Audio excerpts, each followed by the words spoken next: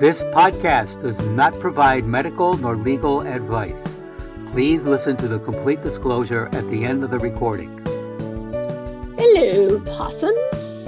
Welcome to Everyone Dies, the podcast where we talk about serious illness, dying, death, and bereavement. I'm Marianne, a nurse practitioner, and I use my experience from working as a nurse for 45 years to help answer your questions about what happens at the end of life. And I'm Charlie Navarrete, an actor in New York City, asking, if you were not here tomorrow, what would you have wanted your family and friends to know? Remember, the more loved ones know, the better prepared everyone will be to make difficult decisions. So please relax and get yourself something to eat and drink, and thank you for spending the next hour with Charlie and me as we talk about the death of a father. In the first half, Charlie has our recipe of the week and a reading about men who fill the fathering role for children whose own fathers have died. In the second half, I'll be talking about the meaning of our father's death. And in the third half, because the first two halves were heavy enough, we have another installment of dad jokes, and you know that they will be bad. So Charlie, what's this? You got dirty martini pork chops. I can't wait to hear about this recipe. Me neither. Oh, that's my cue. You wrote it. For your culinary pleasure, we have a receipt. For your culinary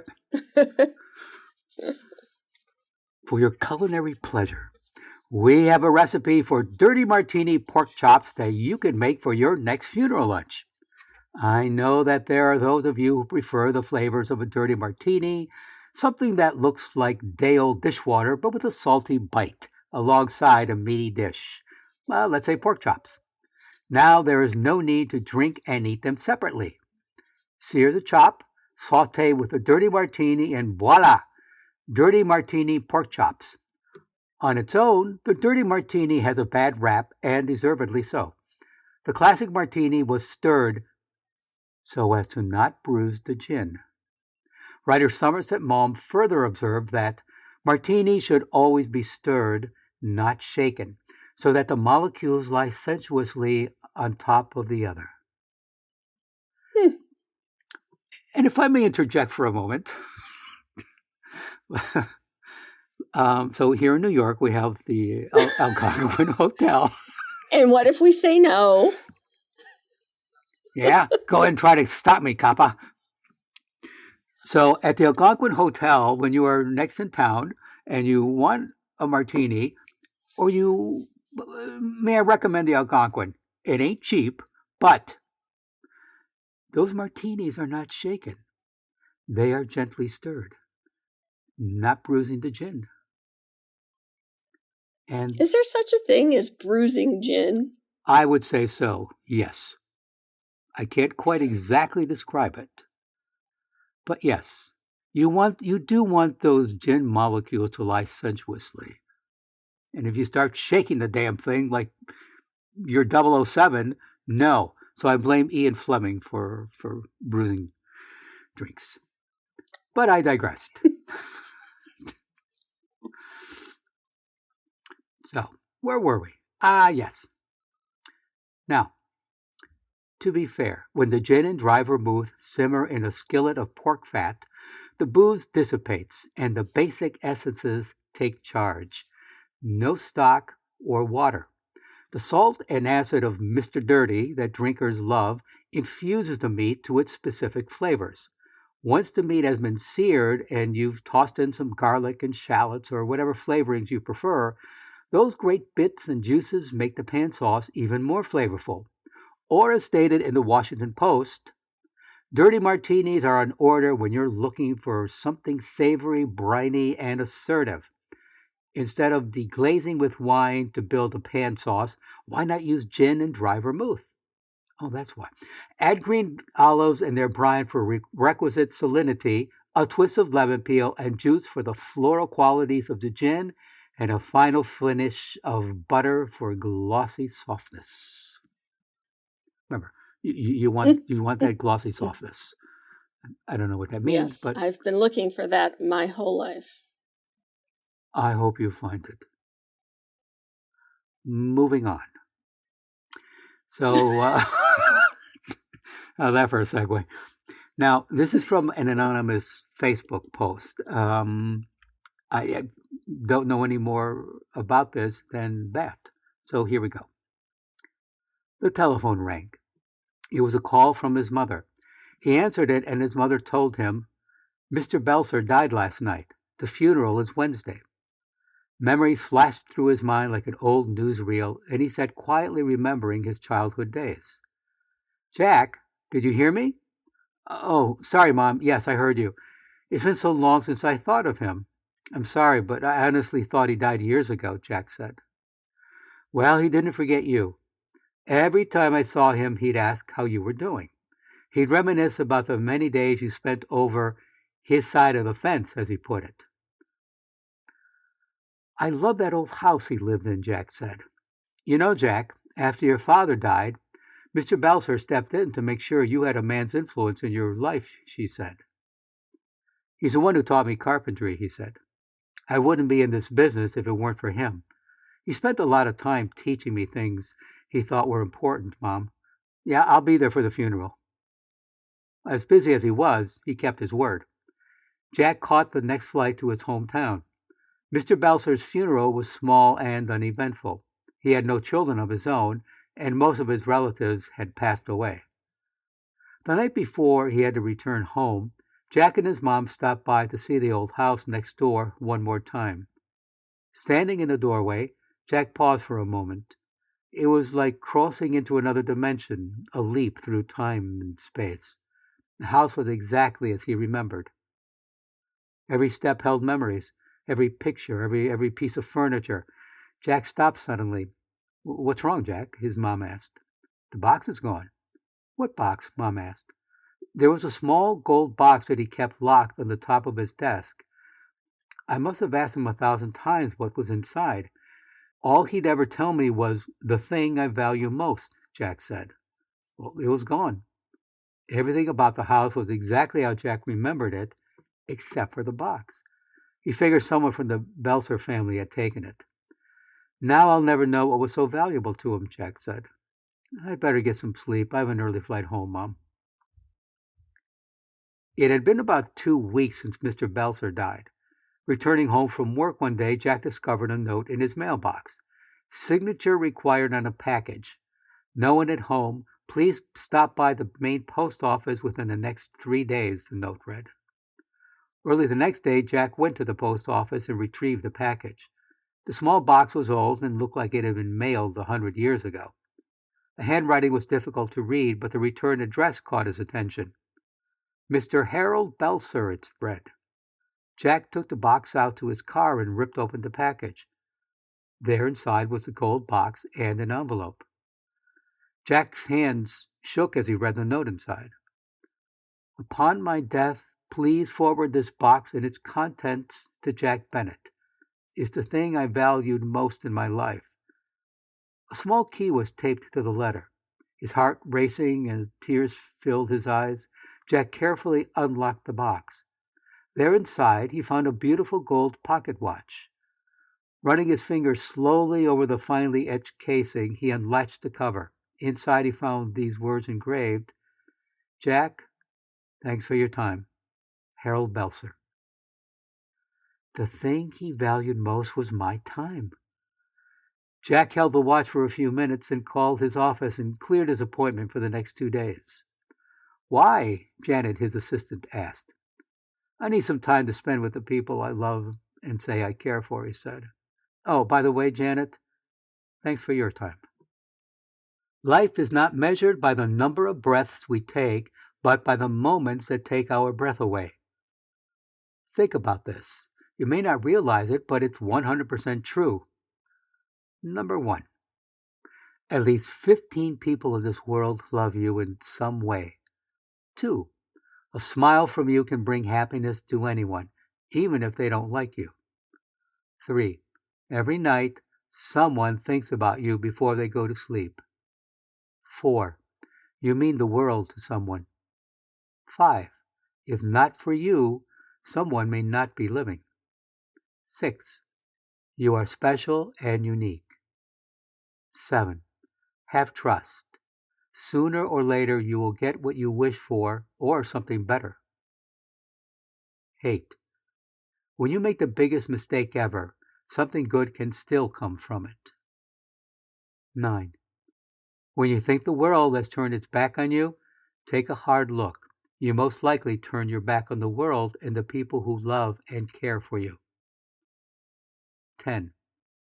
Someone that you don't even know exists loves you. 11. Always remember the compliments you received. Forget about the rude remarks. 12. Always tell someone how you feel about them. You will feel much better when they know, and you'll both be happy. 13. If you have a great friend, take the time to let him know that they are great. That's a nice list, Marianne. I'm glad this man found that list. Yeah. So, ladies and gentlemen, please go to our webpage for the recipe for dirty martini pork chops and additional resources for this program. Thank you for letting us know how Marianne's many years of experience have helped you and your families weather the storms. Your tax-deductible donations are always welcome so that we can continue to offer you quality programming. Thank you in advance for making your donation to www.everyonedies.org. That's every, the number one, dies.org. Marianne? Thank you, Charlie. I don't know, it was a few months ago, I think, that we talked about the death of a mother. And I thought that it was time that we talked about the death of a father. The death of our parents can really occur for us at any age. Statistically, men die younger than women, so the death of a father is often the first parental death that we experience.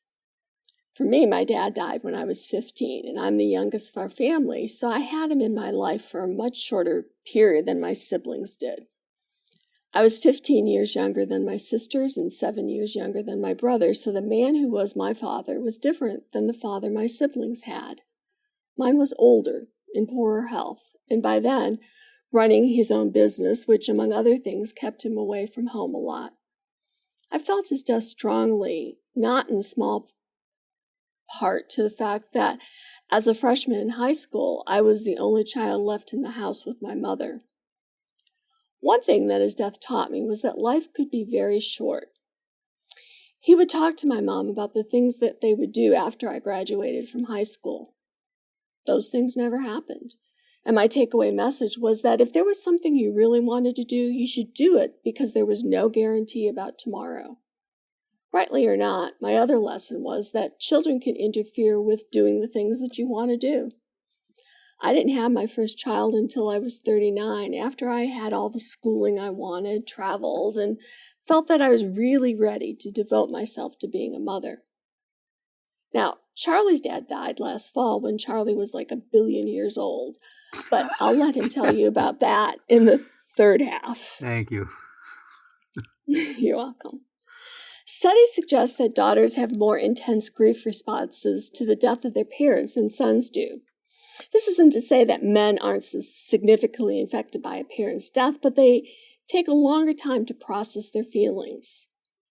The death of a father can have a profound impact on daughters. It can rob them of the first significant relationship that they have had with a man, lead to depression and a general decline in overall psychological health.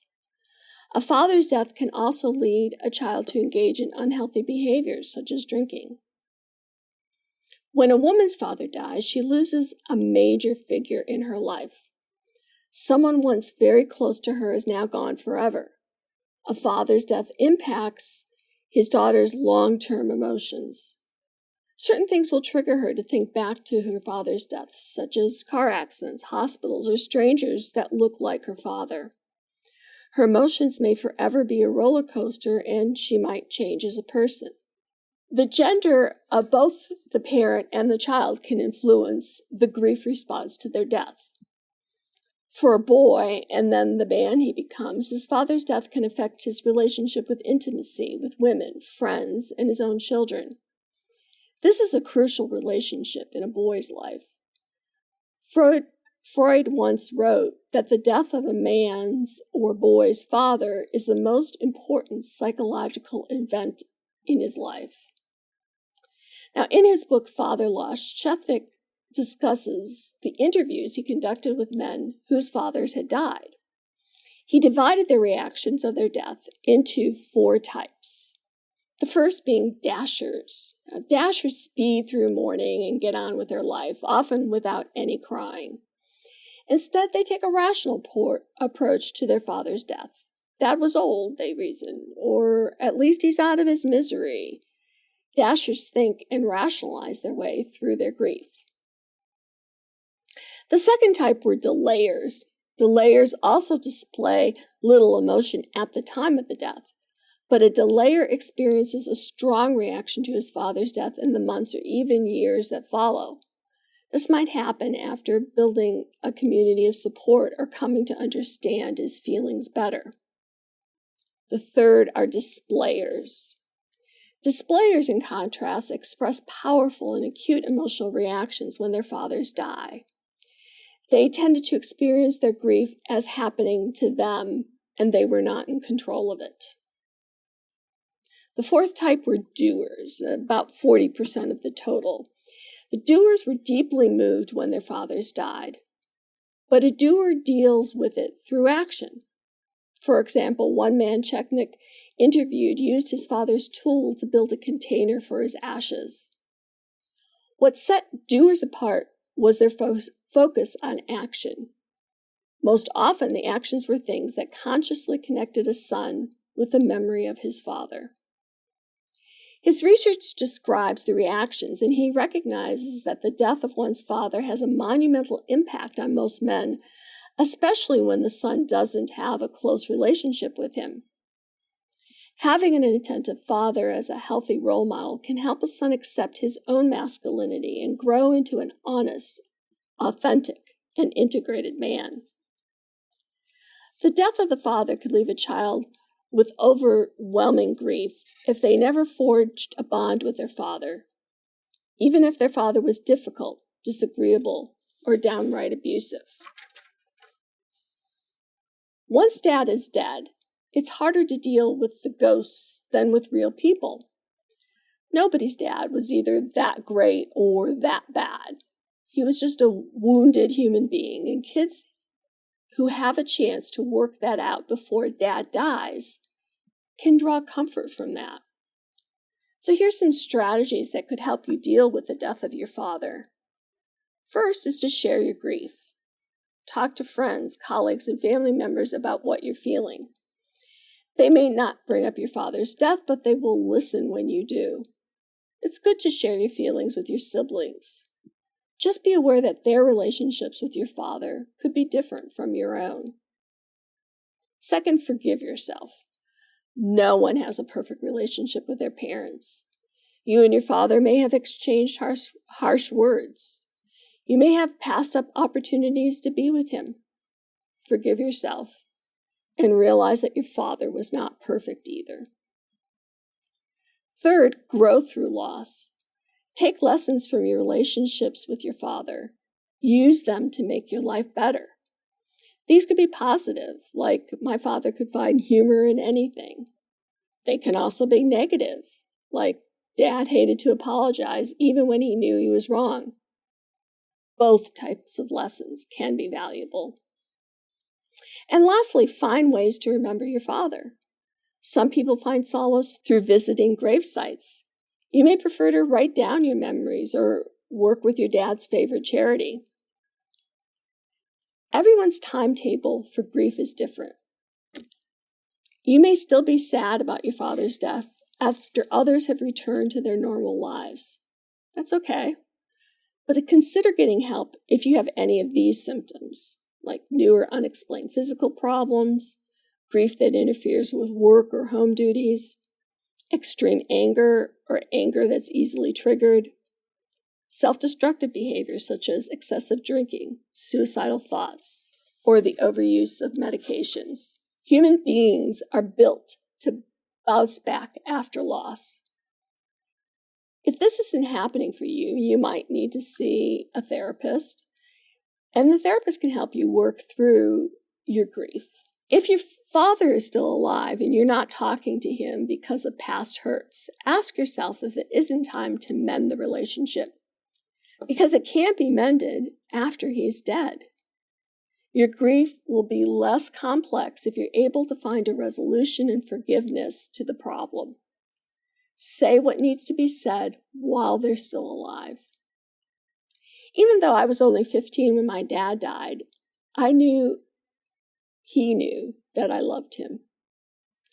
One evening, he drove me to the wake of a girlfriend's whose father had died, and I told him that night that I loved him and wished he would take better care of his health, so that he didn't die early like my friend's dad. He told me God takes us when he wants, no matter what we do. I told him I would miss him if he died. It was a nice moment. He died suddenly a month later of a heart attack. Don't let opportunities to connect with your dad go by. Any thoughts about that, Charles? Yeah. The what I kept thinking when you were speaking is with both my mother and father, we finally had a good relationship. It was more difficult with my mother. Because, what's a nice way to put it? Oh, yeah, she was a pain in the ass. But it took me years and with the help of a wonderful therapist, to not look at, as I grew older, to not look at her as my mother, but as a human being. And once I was able to do that and start to tell her, when you say such and such to me, or when I hear you say such and such to my sister or one of my brothers or to Dad, and I would just, gently tell her how I feel. Yeah, she flipped out. Just, but I kept at it. And again, never in anger, but I just simply telling her, this is how it makes me feel, da-da-da-da-da. I don't think you want to hurt anybody, but when you do this and do that, it's very hurtful. And Marianne, in time, it became less so, and we just developed a wonderful relationship. And I could accept her as the flawed human being she was, and she eventually opened up very slowly to the horrible life none of us knew she had growing up. She had kept all of that inside.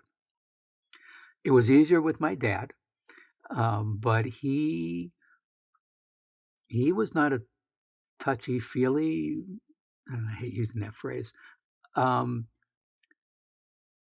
He was not generally a demonstrative,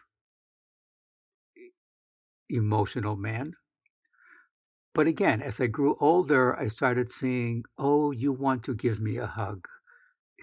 you want to have a quiet moment with, my brothers or my sister.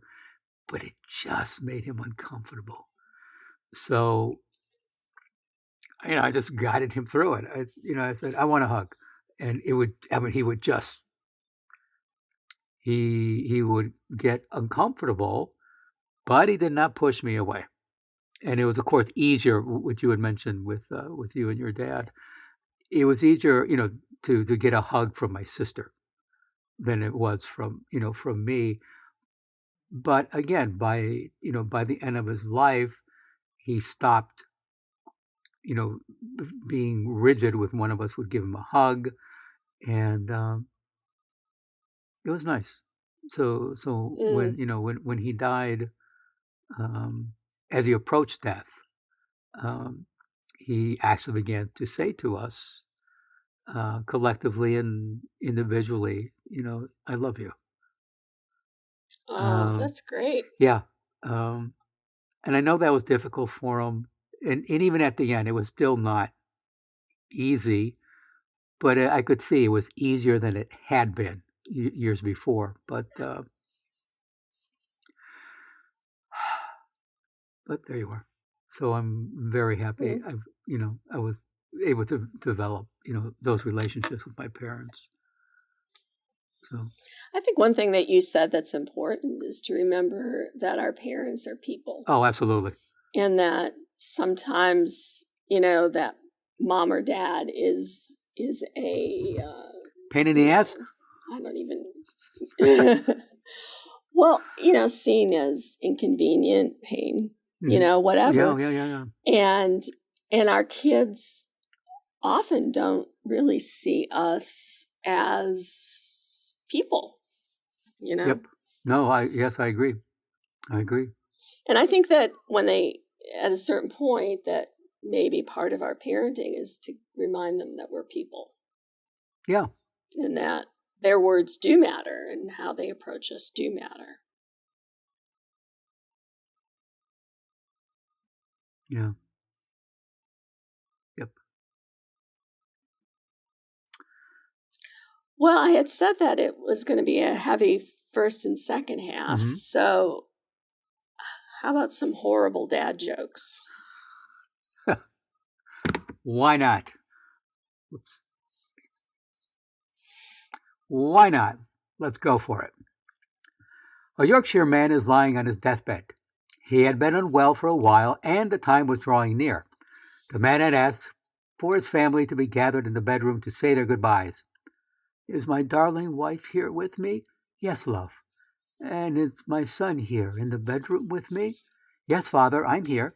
And my daughter, is she here in the bedroom with me? Yes, Daddy. Oh, please don't leave us. And are my grandchildren in here with me? Yes, Granddad. And why is the frickin' light still on in the front room?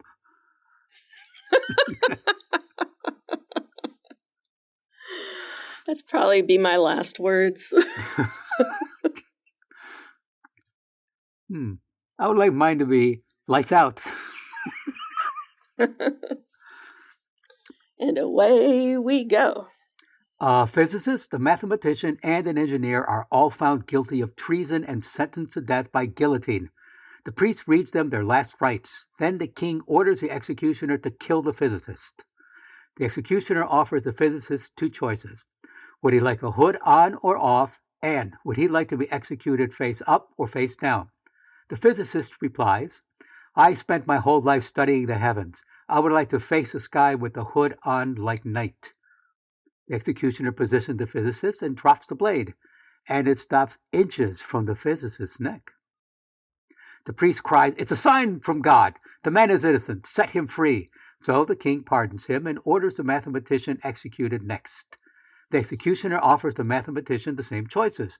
Would he like a hood on or off, and would he like to be executed face up or face down? The mathematician replies, They all result in an equivalent state, but hood off, face down is the most elegant solution. The executioner positions the mathematician and drops the blade, and it stops inches from the mathematician's neck. The priest cries, It's a sign from God. This man is innocent. Set him free. So the king pardons him and orders the engineer executed next. The executioner offers the engineer the same choices. Would he like the hood on or off, or would he like to be executed? Would he like a hood on or off, and would he like to be executed face up or face down? The engineer replies, I have always loved machines, and there is no more elegant a killing machine than the guillotine. I will spend my final moments marveling in its beauty. The executioner positions the engineer, and as he's about to drop the blade, the engineer shouts, "I see the problem!"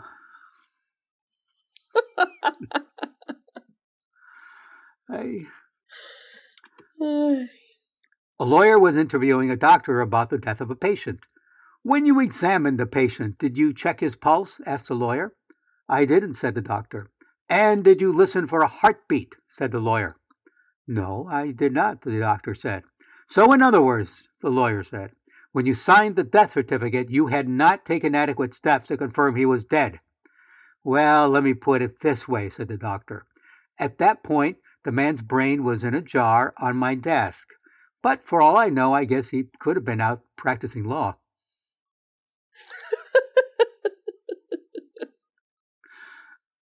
Three people are sentenced to death. The warden lets them choose the method. The first person says, "A firing squad would be painless. I choose that." In comes a firing squad and bang, they kill him. The second says, "Yes, that does seem to be quick. I also choose a firing squad." Bang! He too is killed. The warden says to the third person, "And how do you want to die?" And he responds, "Old."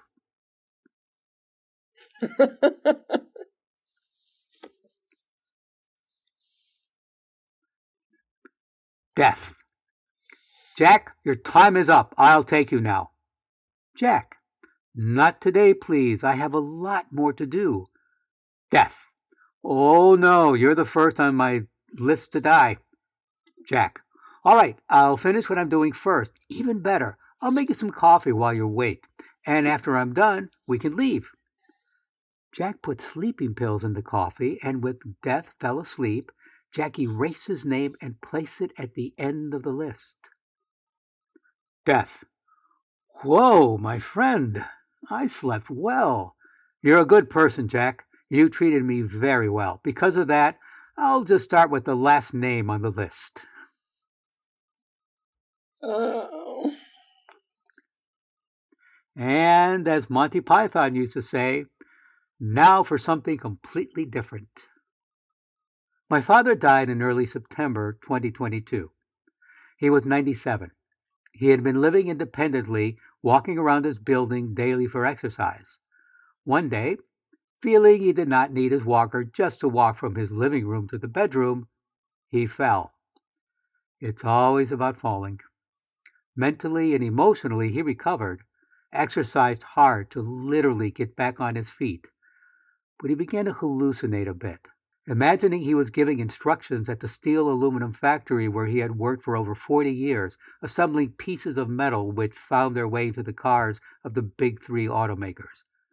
At the nursing home he was reluctantly agreed to move into, he forced himself out of bed when no one was watching. One of those times he fell, then tried it again, falling again, ending any possibility of walking. Soon he told me he was finished, that he had led a good life, but it was over. My siblings and I respected that. We had had conversations over the years, and our parents made it clear that they did not want to linger helplessly.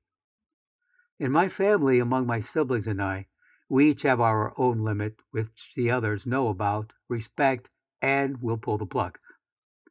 For me, if I can't mix my own martini and drink it, it's time to shutter the Navarrete Saloon. As Dirty Harry said, a man has got to know his limitations. So what's your limitation?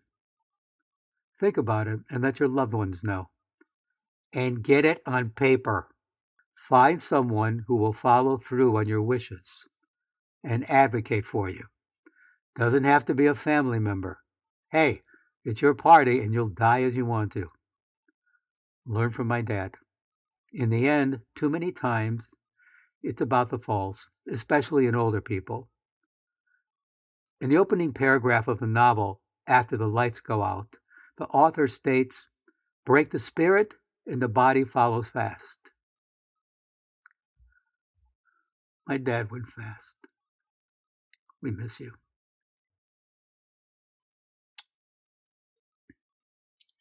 Thank you for sharing that with us, Charlie.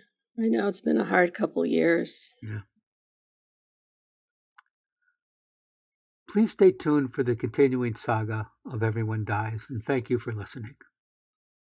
This is Charlie Navarrete, and from actress Katharine Hepburn, death will be a great relief. No more interviews. And I'm Marianne Matzo, and we'll see you next week. Remember, every day is a gift. This podcast does not provide medical advice. All discussion on this podcast, such as treatments, dosages, outcomes, charts, patient profiles, advice, messages, and any other discussion are for informational purposes only and are not a substitute for professional medical advice or treatment. Always seek the advice of your primary care practitioner or other qualified health providers with any questions that you may have regarding your health. Never disregard professional medical advice or delay in seeking it because of something you have heard from this podcast. If you think you may have a medical emergency, call your doctor or 911 immediately. Everyone Dies does not recommend or endorse any specific tests, practitioners, products, procedures, opinions, or other information that may be mentioned in this podcast. Reliance on any information provided in this podcast by persons appearing on this podcast at the invitation of Everyone Dies or by other members is solely at your own risk.